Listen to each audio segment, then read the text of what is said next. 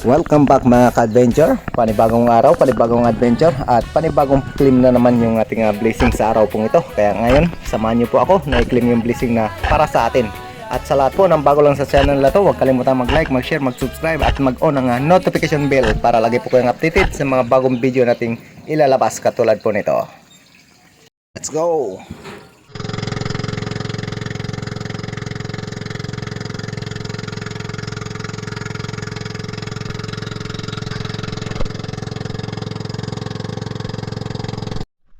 Matapos nga tayo makapag-sit up ng ating gamit, ito, diretso na tayo sa ating paninisid.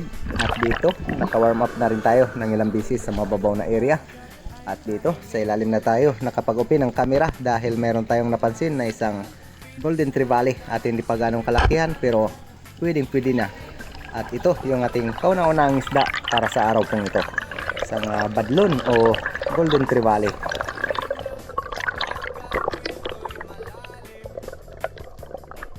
Minsan lang po luminaw itong spot kaya sulitin na natin. At dyan sa unahan merong hiwalay na mga bahura, magkakatabi lang ito kaya nilalangoy ko lang. At maganda naman yung panahon ngayon, medyo kalma kaya matapos natin itong ma-secured, umabanti ako sa unahan. At dyan merong kuweba na madalas pinagtataguan ng mangrove snapper at GT. Kaya dito dahan-dahan tayong nag-dive at lumapit dito sa sinasabi nating kuweba. Kaya dito pa lang tayo sa may bibig ng bahura o panabihan ng panganto. Meron agad na mangrove snapper at malaki na. At sobrang amo ng isdang ito. Kaya yan, maganda yung ating naging patama sa isdang ito. Kaya ito po yung ating ikalawang isda sa araw pong ito, isang mangrove snapper o mangagat. Kaya ayos, at sa dalawang isda pa lang solve na yung ating panggasolina. At ganun pa man, maraming salamat po kay Sir Darius Pamalico Pistijo and family, ganun din kay Sir Marcelo Bernaldez at Esper Fishing Juicy Pagdon po. Ayan, maraming salamat po sa inyo. Sana'y patuloy pa po kayong gabayan ng ating pong may kapal.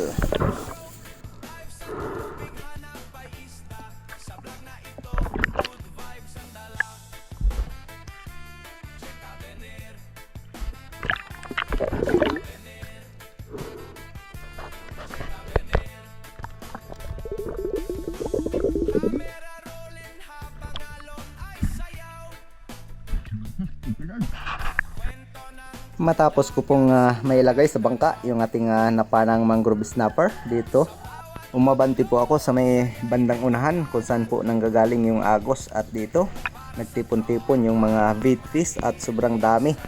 Kaya dito patuloy lang tayo sa pagmasit. Dito meron agad akong napapansin dyan sa unahan na coral trout o barchi coral trout. Pero nag-aabang po tayo ng posibleng naghahunt sa mga bait fish na ito hanggang sa makapos na po tayo sa hangin. Kaya napagpasyahan ko na tirahin itong barchi coral trout. At goods na rin ito pandagdag sa ating pong huli.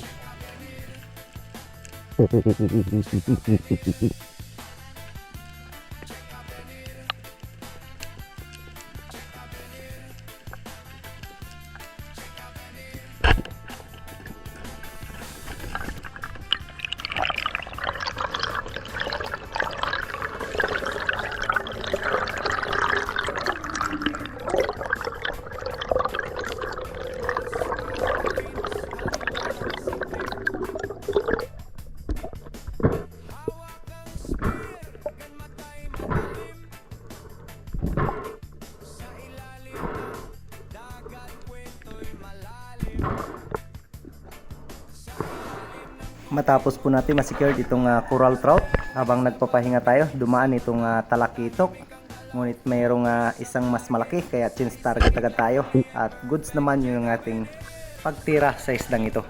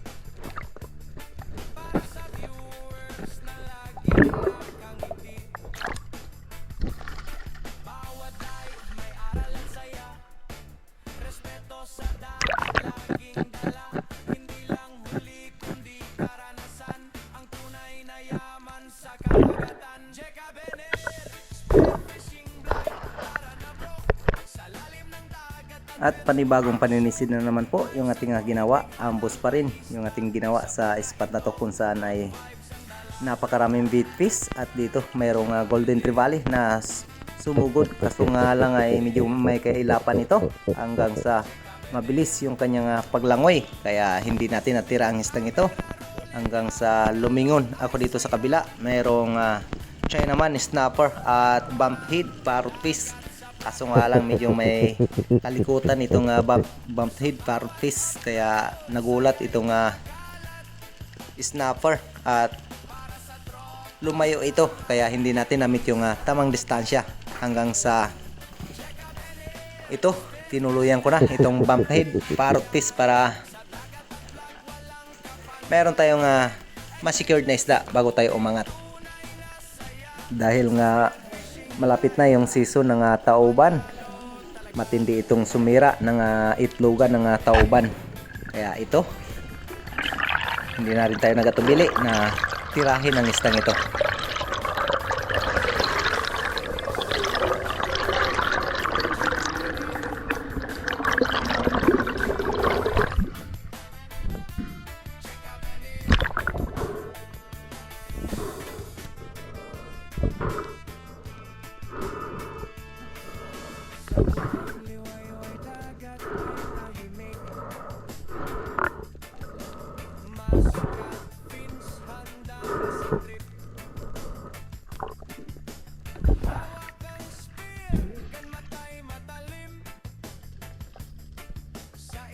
At muli na naman po tayong nagsagawa ng paninisid dito sa may buhanginang area, kung saan dito po ay mayroong grupo ng vintage sweetlets o lipty.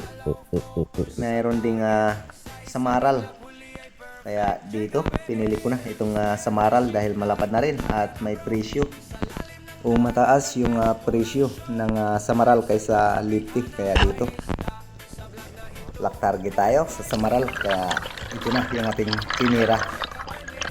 Ayos na rin ito at pandagdag na naman sa ating huli.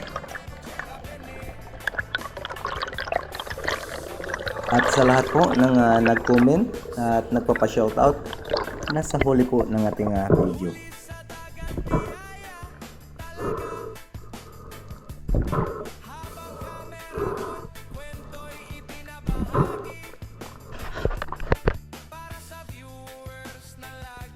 At dito po sa ating sumunod na dive, madali ang pag-open ng ating camera dahil mayroong dumaan na grupo ng malalapad na samaral. Kaso nga lang ay nakalayo ito. Buti na lang at mayroong naiwan dyan sa may crack ng bato, kaya di pa rin tayo nabigo sa dive natin ito. Dahil sa awa ng Panginoon, nagkaroon pa rin po tayo ng blessing sa dive natin ito.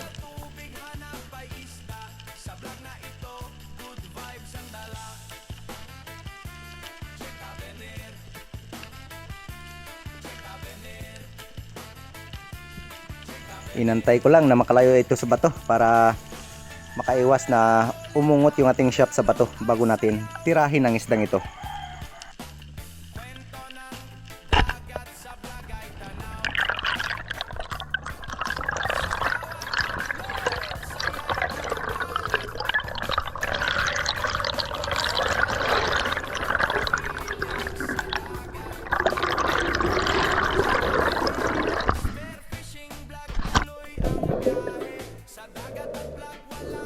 Matapos po nating ma-secure ang samaral na ito, dyan sa bandang unahan meron po tayong natirang isang yellow spotted trevally.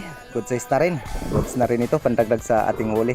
Puridas na yung ating ginagawa sa ganitong mga panahon dahil minsan lang luminaw itong spot.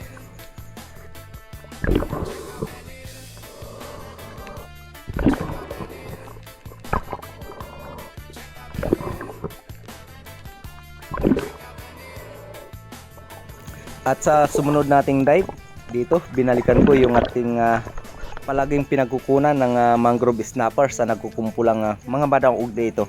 At sa dive nating ito, di naman tayo nabigo dahil dyan sa bandang unahan sa nakahiwalay na bato ay merong dalawang mangrove snapper. Mas malaki sana yung sa bandang unahan, kaso nga lang ay nandito na sa malapit yung isa, good size na rin, kaya di na rin tayo nagatubili na tira nito kaysa mabulabog pa at wala tayong matira. Kaya ito, inantay ko lang yung tamang distansya ng matira natin yung isdang ito.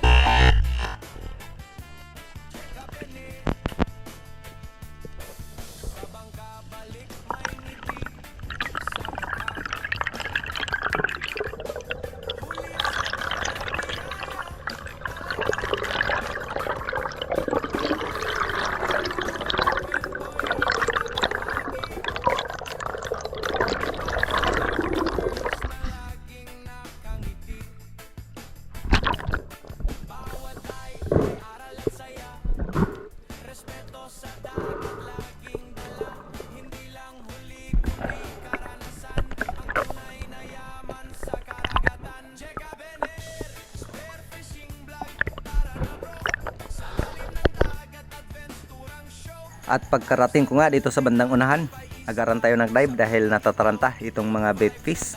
At sinubukan ko na mag-ambos dito sa may buhanging area at mag-abang kung ano yung kinakatakutan nila.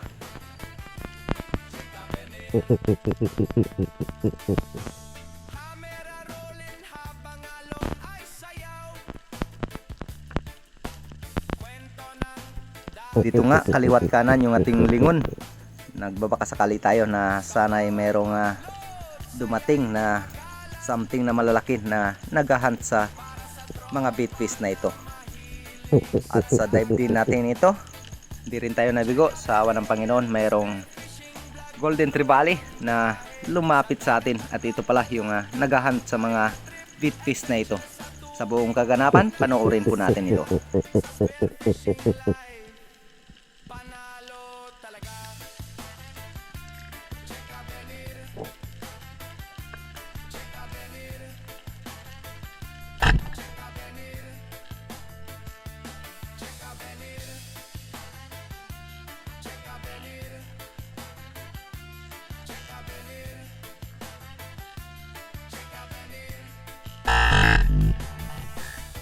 Mabilisan nakalabit at napataas pa nga yung ating patama, pero goods naman dahil nasa matigas na bahagi na naman ng kanyang katawan, kaya ito siguradong masisecure natin ang isdang ito.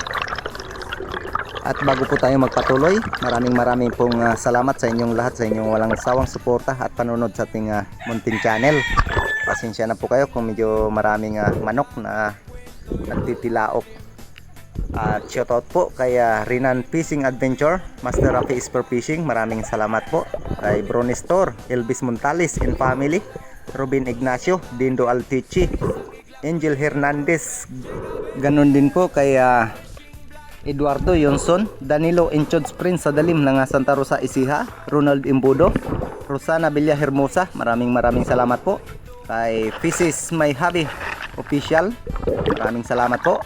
Marcelo Bernaldez, Kasalum TV, Catalina Labuyog from Riyadh, maraming salamat po at ingat po kayo palagi. Ganon din kay Romulo Rosales at Buyet Dilumas, maraming salamat po. Kay Giovanni Osico ng BCG Taguig Manila, shoutout po. Kay Leopoldo Orsal at sa kanyang asawa na si Mamarilo. Ayan, kay Jubin Silos and Family ng Binangunan Rizal, Dines de la Cruz and Family ng Nai Cavite, maraming salamat po. Juni Haiktin, Modisto Paul, Romel Navarrete, Carino Cayadong and Family, kay Anika Pidrasa at sa kanyang anak at asawa na nandyan po sa Cabanatuan Nueva Ecija. Yan, shoutout po sa inyo, marami pong salamat. Ganon din po kay Gloria Vidal ng Mountain Province, kay Kauni Heart TV, maraming salamat po. Kay Pancho Pantino ng Rapu-Rapu Albay, Espiro ng Daot, shoutout po sa inyo. Dead si palagi. Alexander Sidilia, Idi Moradas, At ganun din po kay Asyong Sandara from Italy, Hanford de San Jose ng Kaluya Antique. Sa hindi po nabanggit, pasensya na po dahil po pag run out dito sa amin ay wala pong signal. Kaya hindi ko po nalista yung ibang nagpa-shoutout. Pasensya na po at matapos nga natin mahihatid sa bangka itong Golden Trevally, panibagong paninisid yung ating ginawa dito sa dive natin ito sa hindi inaasahang pangyayari.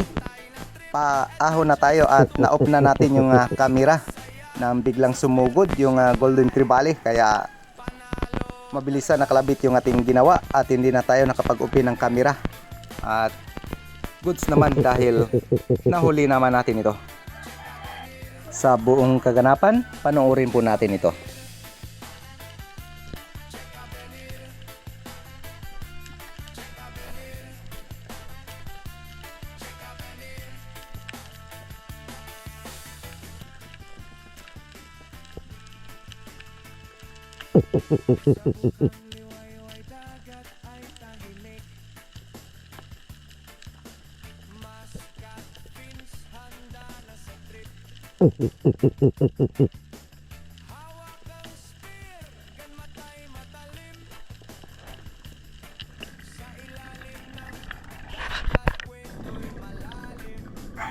At ito na nga po, bahagyan niyang inilubog yung ating buya dahil may kalakihan na itong Golden Trevally.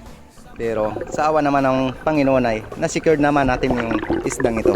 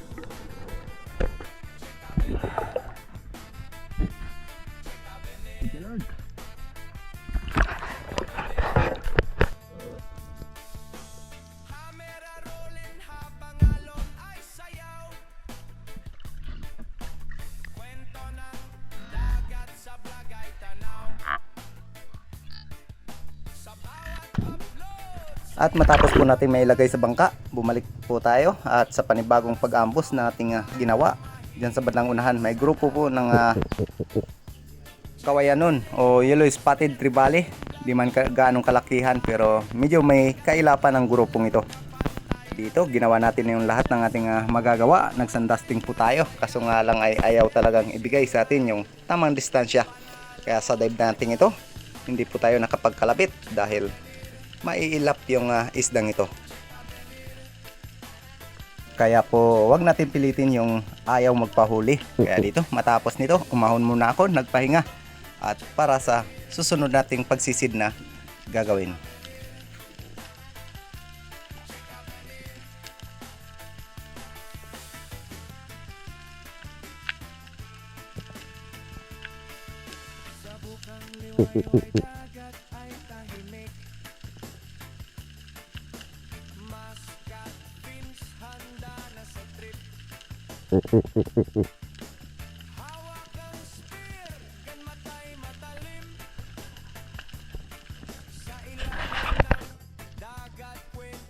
At sa ilang bisis nga natin pag-dive na ginawa dito sa spot na to, at wala tayong ibang naging target maliban lang po dito sa grupo ng batfish o bayang.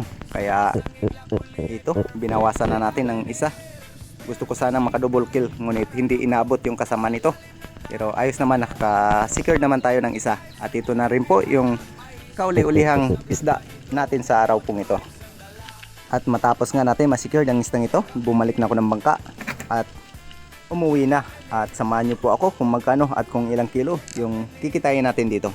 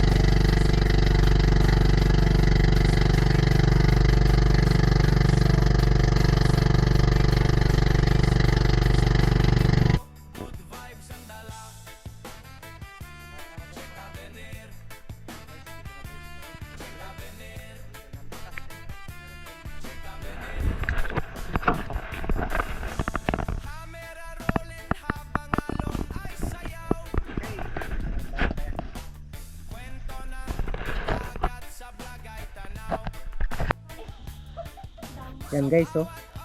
Yan ang kinita natin ngayon. 1858. Okay, goods na rin. Brown out ngayon. Madilim. Okay, thank you Lord.